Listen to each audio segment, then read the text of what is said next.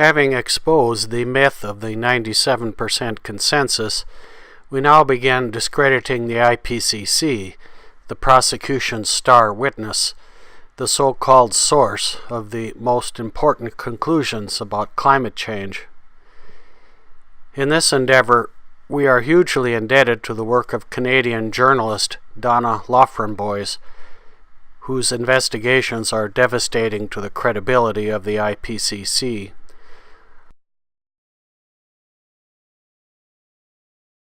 Also important is the work of Andrew Montfort, Christopher Horner, and Lawrence Solomon.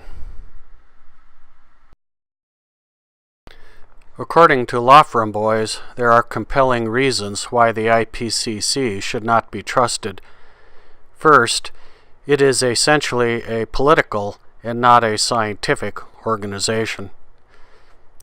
Second, the IPCC has a huge conflict of interest and is therefore biased against CO2.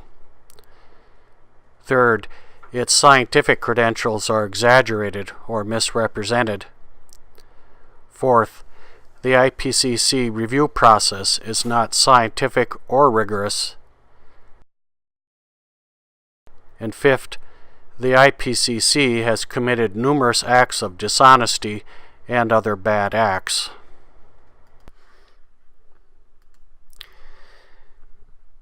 The IPCC is portrayed primarily as a scientific organization, and thus it is clothed with all the respect and authority usually given a scientific enterprise. Although it doesn't do its own research, it does attempt to assess the current state of climate science.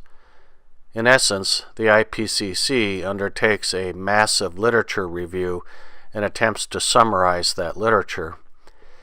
This involves scientists and certainly constitutes scientific work, but it turns out that the IPCC is fundamentally a governmental body, not a scientific one. This means that the politicians are ultimately in control, not the scientists.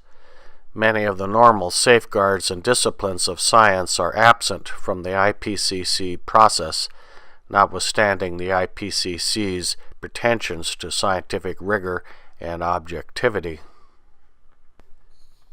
This is first of all apparent in that it operates under the auspices of the United Nations and is an intergovernmental body comprised of 195 different governments.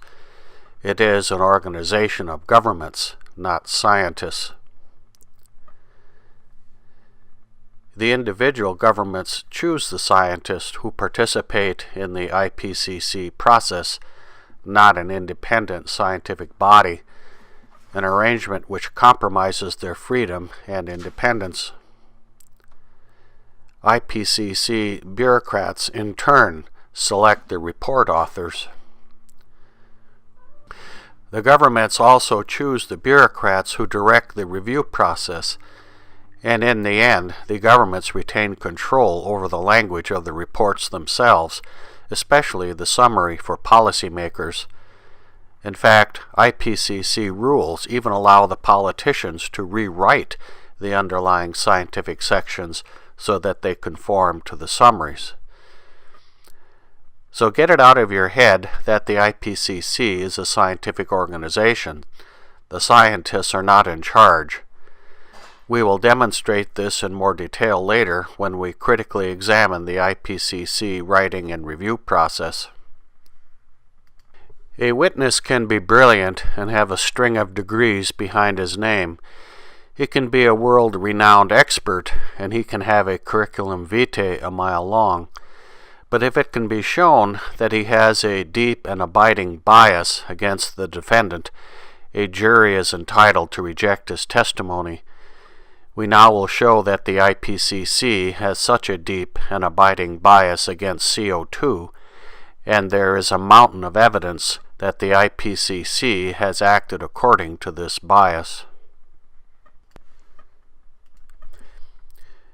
If we were to cross-examine Dr. Rajendra Pachauri, former chairman of the IPCC, we believe we could elicit something like the following testimony. Dr. Pachauri, you want us to believe that the IPCC reports fairly and objectively summarize the best science on climate change? Absolutely. According to Clause 2 of our 1988 Governing Principles, the role of the IPCC is to assess on a comprehensive, objective, open, and transparent basis.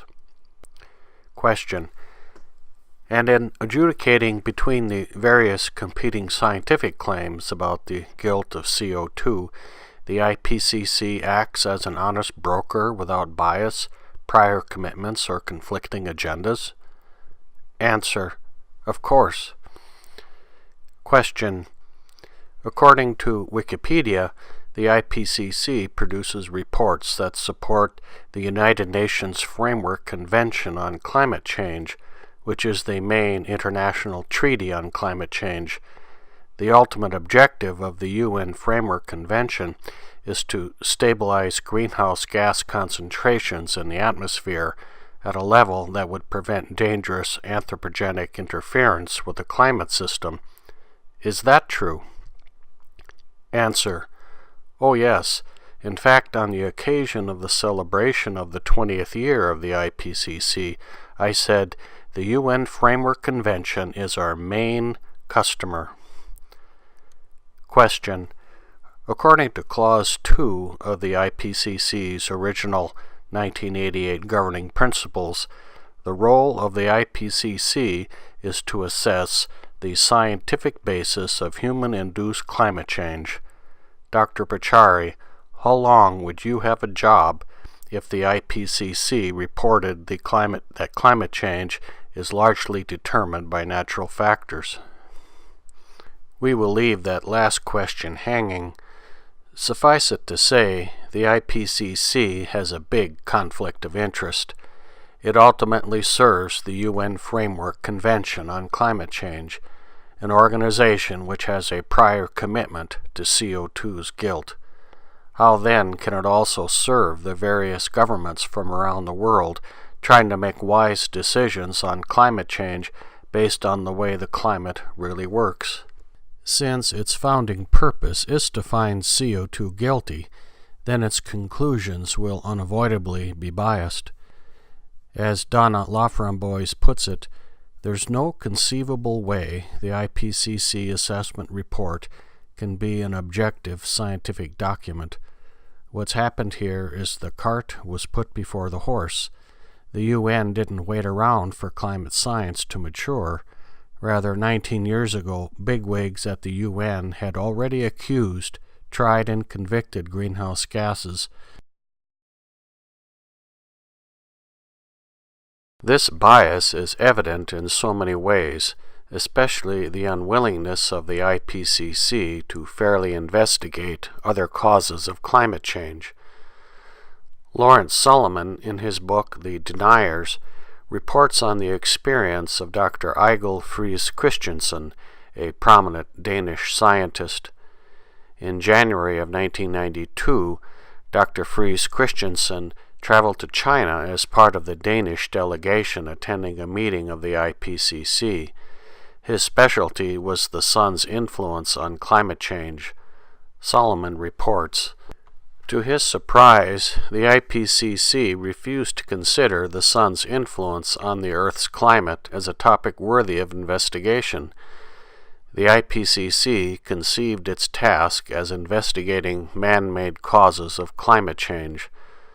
Far from being invited to play a role, he found himself rather quickly designated as an enemy, with advocates of the CO2 theory ferociously attacking his credibility. Numerous other witnesses can give similar testimony. The bias of the IPCC is also evident in how it lets environmental activists into the organization. One would think that an organization charged to objectively study climate change would keep its distance from activist organizations, but this is far from the case. Laframboise identifies a number of individuals with ties with environmental organizations and activist backgrounds who have been lead authors or played other IPCC roles. In fact, Rajendra Pachauri himself, in his capacity as chairman of the IPCC, wrote a foreword for a Greenpeace publication in 2007. So no, the IPCC is not fair and objective. Its bias is built-in, top-down, and systemic. Rajendra Pachauri tells us that the people selected to write the assessment reports have been chosen on the basis of their track record, on their record of publications, on the research they have done. They are people who are at the top of their profession. According to Pachauri and others, these experts number in the thousands. But Donna Laframboise shows that such claims are bogus. Some of the world's most experienced experts have been excluded from the IPCC process. Here is a short list.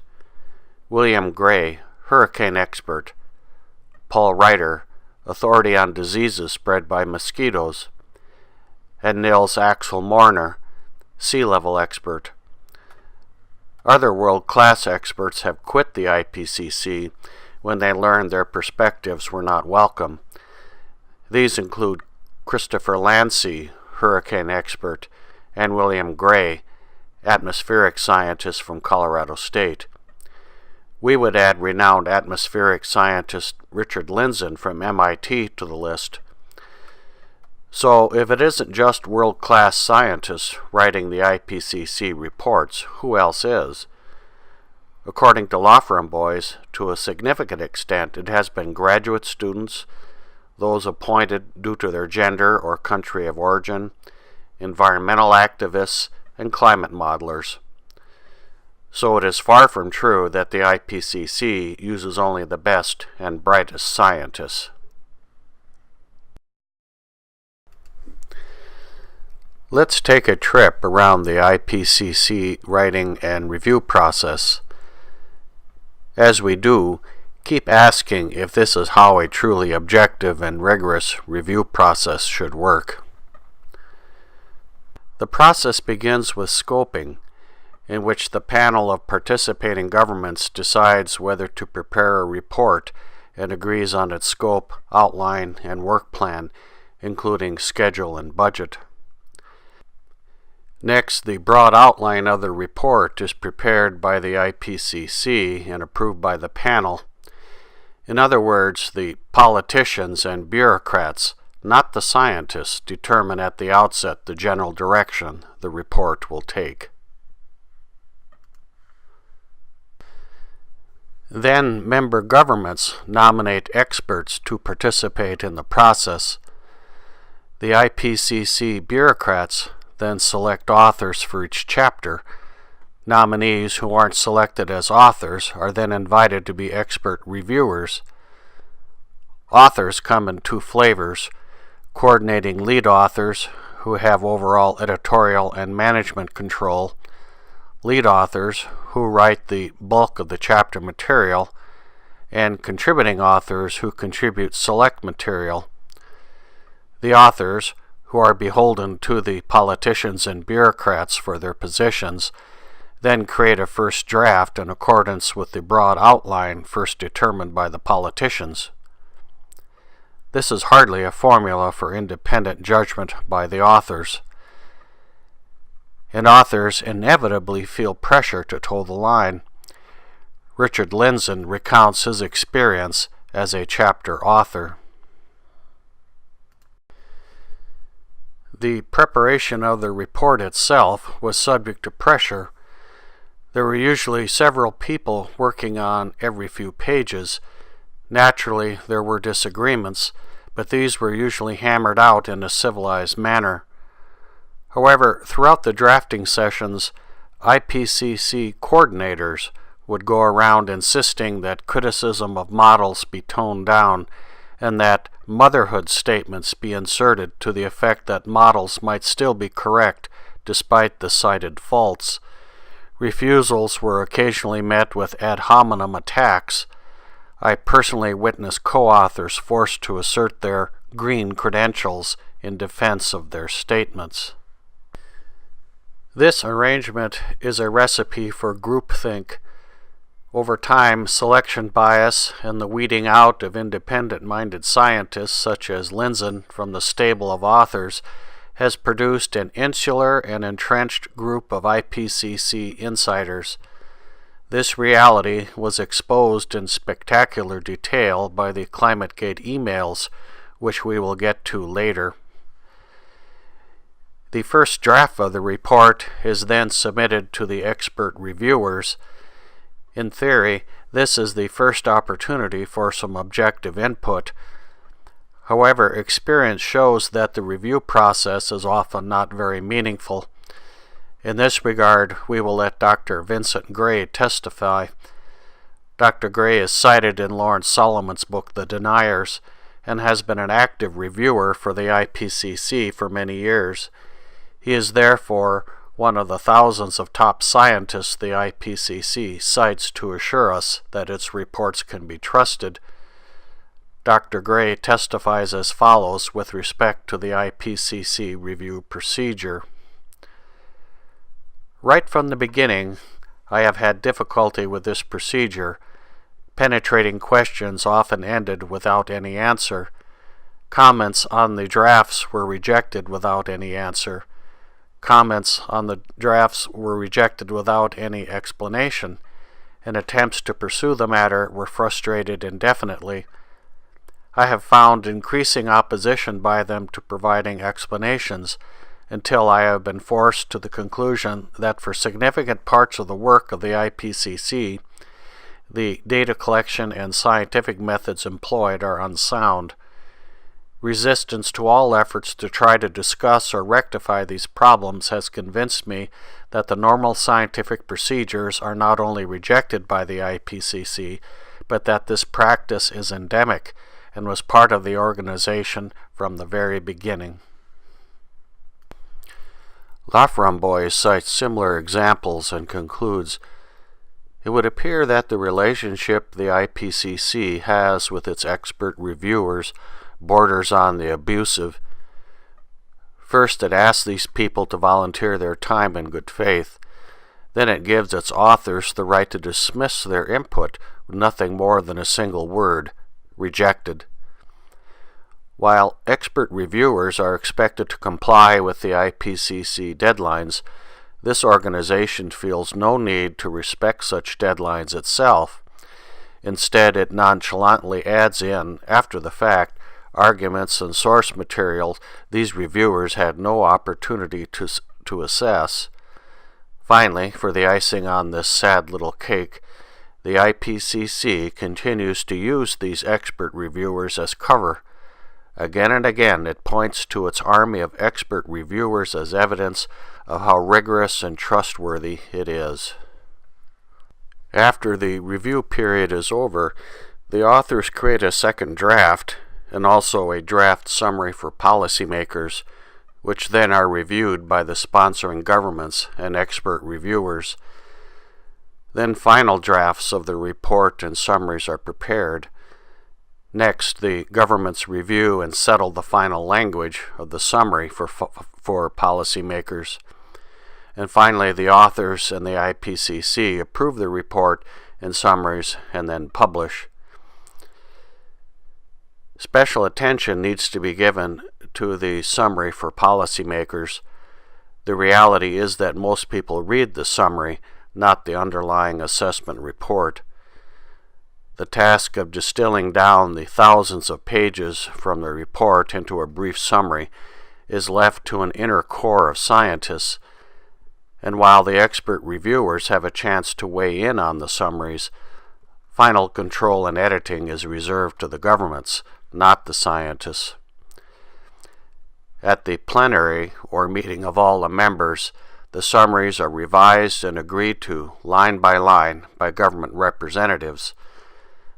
The predictable result is that the summaries are biased and often do not even accurately reflect the underlying assessment reports.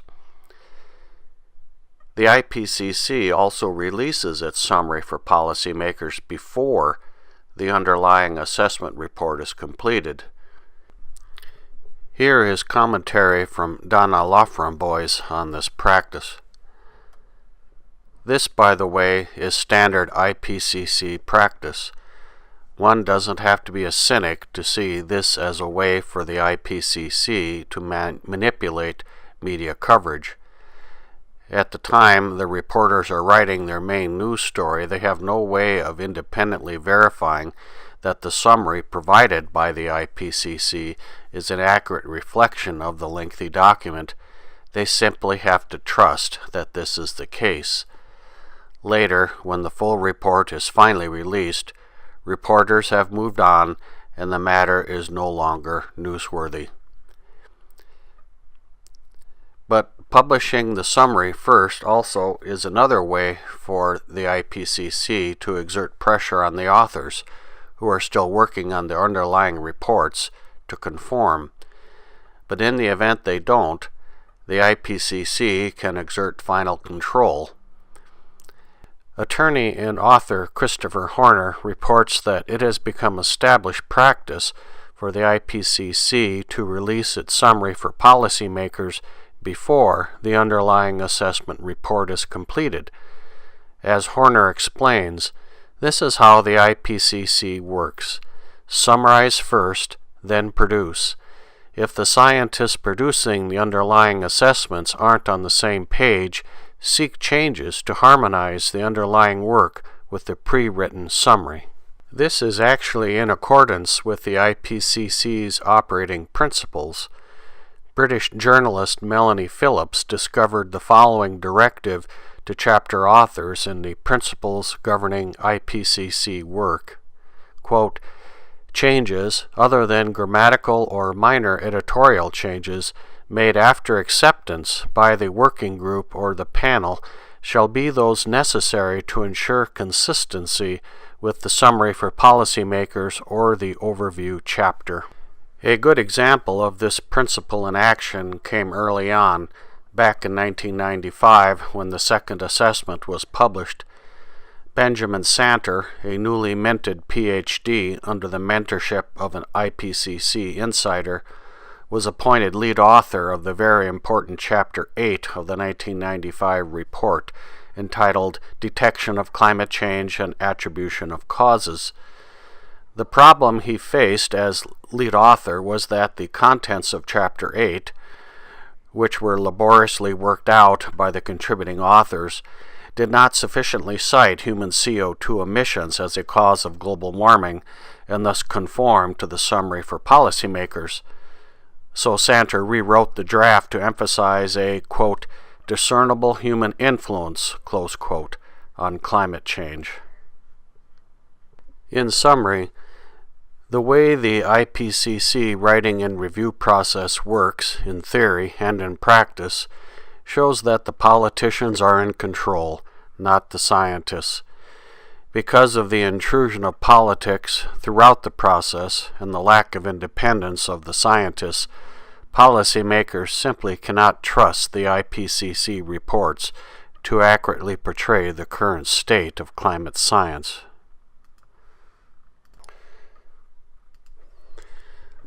Let's now put the focus on the alleged scientific rigor of the IPCC writing and review process.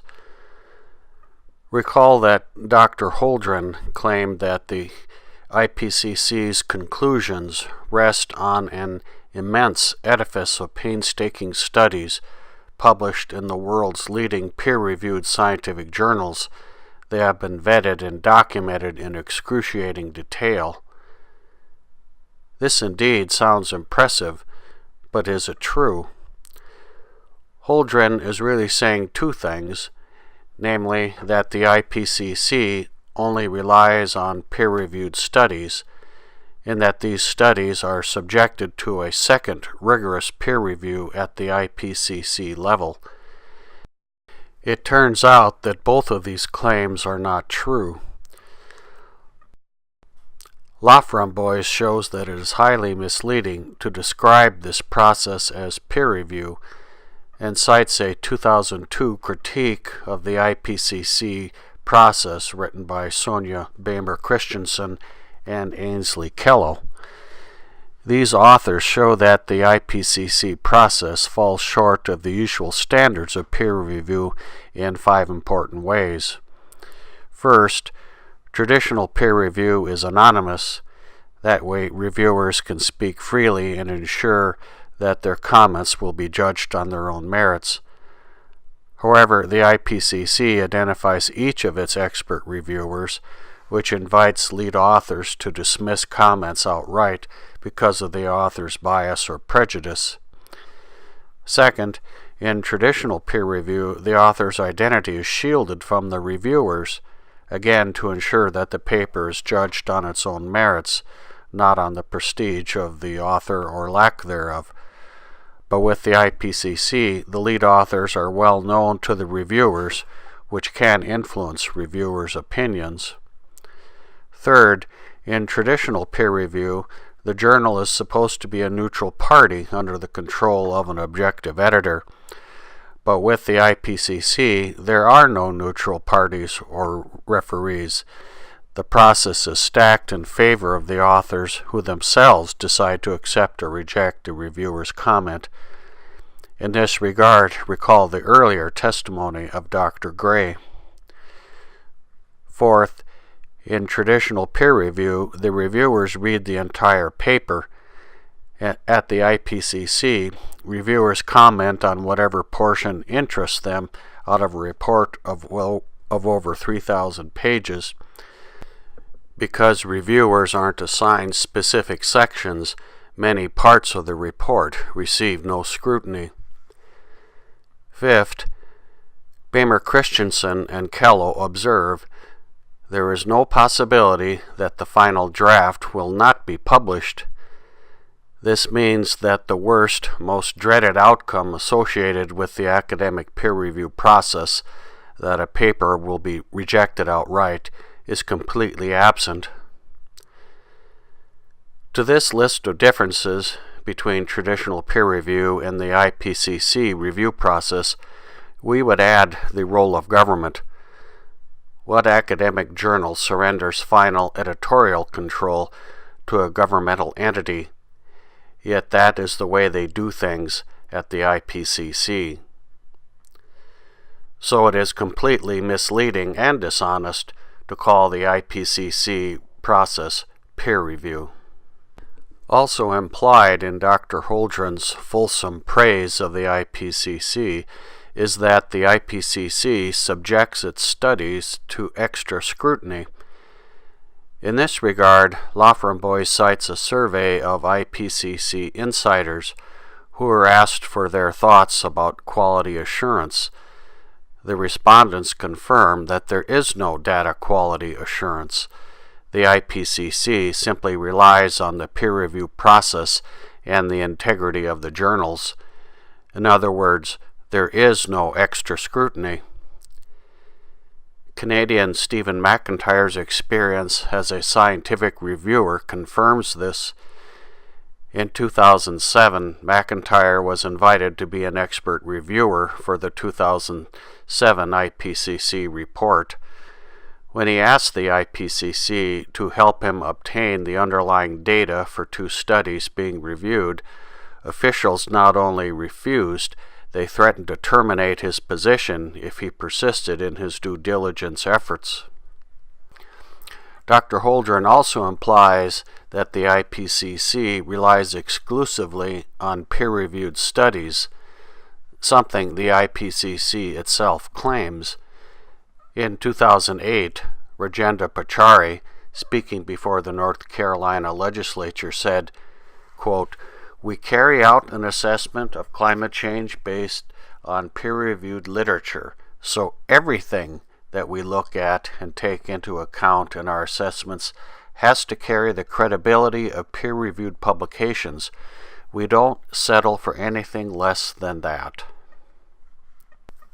This claim was spectacularly proven false when it was revealed that one of the IPCC's more sensational claims contained in the 2007 report, that the Himalayan glaciers would be melted by 2035, was based on a report from an environmental lobby group. Dr. Pachauri dismissed this embarrassing blunder as an aberration. However, Donna Laughlin-Boyce has proved otherwise. With the help of numerous volunteers from around the world, Laughlin-Boyce audited the references from the 44 chapters of the 2007 report. Of the 18,531 references in the report, almost 30% proved to be non-peer-reviewed. That still leaves 70% from peer-reviewed studies, but 70% is not 100%, and Dr. Pachauri has been caught speaking falsely again. So it isn't true that the IPCC relies only on peer-reviewed studies. However, they could argue that the majority, 70% of its studies, are peer-reviewed, and that is a sufficient safeguard. But is it? Does peer review itself guarantee the trustworthiness of an academic paper? In this regard, Laughlin-Boyce cites Richard Horton, the editor of the Lancet Medical Journal. Horton says, peer review does not prove that a piece of research is true. The best it can do is say that, on the basis of a written account of what was done and some interrogation of the authors, the research seems on the face of it to be acceptable for publication. Experience shows, for example, that peer review is an extremely unreliable way to detect research misconduct. The scandal involving an important paper concerning the urban heat island effect is a good example of the inability of the peer review process to filter out bad science. Numerous studies show that the temperature records are contaminated by urbanization. Buildings, concrete, and pavement retain heat and thus exaggerate the recorded warming in urban areas. Some scientists believe that this phenomenon, and not the increase in atmospheric CO2, explains much of the recorded warming in the late 20th century. In order to diminish the importance of the urban heat island effect, the IPCC turned to Professor Wang of State University of New York at Albany and his collaborator Phil Jones. Professor Jones, a prominent scientist at the University of East Anglia and an IPCC insider, later became a central figure of the ClimateGate scandal. The Jones and Wang paper found that the overall effects of urbanization were minimal, and this paper came to be one of the most cited works by the IPCC to support its contention that measurement errors arising from the urban heat island effect are small and not a serious problem. However, through the efforts of an independent researcher, Douglas J. Keenan, it was revealed that there were severe problems with the data. It appears that Wang misrepresented the nature and quality of the measuring stations. In fact, Keenan has publicly accused Wang of data fabrication. Yet this study made it through the peer review process and was embraced by the IPCC. The best example of the failure of both normal peer review and the IPCC review process is the hockey stick. The hockey stick refers to an iconic 1,000-year temperature reconstruction done by Michael E. Mann and his colleagues. The two Mann et al. Papers were published in very reputable journals, but received only cursory examination of their methods and no examination of their data. No due diligence was performed until 4 years after publication, when Stephen McIntyre, a semi-retired mining consultant from Canada, took an interest in Mann's work as a hobby and tried to replicate his findings. McIntyre first discovered numerous problems with Mann's data. In some cases, it was impossible to find the original data sources. The data sets had gaps, and in some instances the gaps were filled in using the last available number. Some data sets were mislabeled, some were truncated, and some were obsolete.